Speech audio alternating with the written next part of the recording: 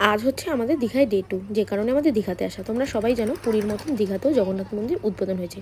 বলতে বলতে চলেও এসেই ভিডিওটা ক্যাপচার না করে থাকতে পারলাম না। দেখো স্বর্গের মতন দেখাচ্ছে যে মন্দির, আলো আর আকাশ দিয়ে।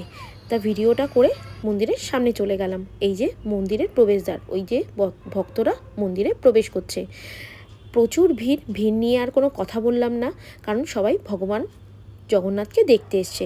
হবে নাই কেন, স্নান যাত্রা 2 দিন পর বন্ধ থাকবে 14 দিনের জন্য মন্দির। তো আমরা ঢুকেই আগে চটিটা সাইডে খুলে নিলাম, মূল মন্দিরে প্রবেশ করব। এটা হচ্ছে আমার বোনের বর, স্টাফদের সাথে আমাদের পরিচয় করে দিল তার।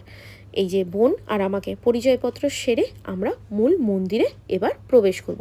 কি বলবো, প্রবেশ করার সঙ্গে চোখ আর মন দুটোই জুড়িয়ে গেল। ওই যে বসে আছেন ওখানে, চলো চলো যাওয়া যাক। এই যে প্রভু আমাদের ঢুকতেই দেখা দিয়ে দিয়েছে।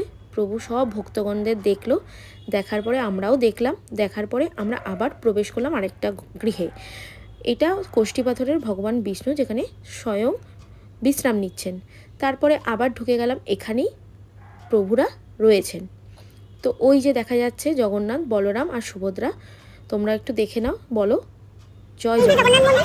দেখা হয়ে যাওয়ার পরে ওরা তো ভিডিও করতে পারছে না, ফটো তুলতে পারছে না, সেটা আমি বোনের সাথে বাইরে আলোচনা করছি। যারা আসতে পারছে না তারা এখান থেকে দেখে নিয়ে আমার ভিডিওর মাধ্যমে বলো জয় জগন্নাথ।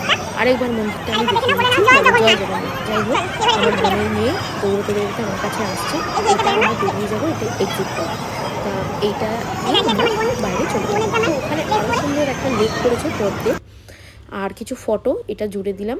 এই যে এটার সাথে আমি মন্দিরের সাথে তুলেছি, আর এইটা হচ্ছে পদ্মের লেক, ওই মন্দিরটাকে আরও সুন্দর করে তুলেছে। এইসব করার পরে আমরা চলে এসেছি টোটো করে হোটেলে।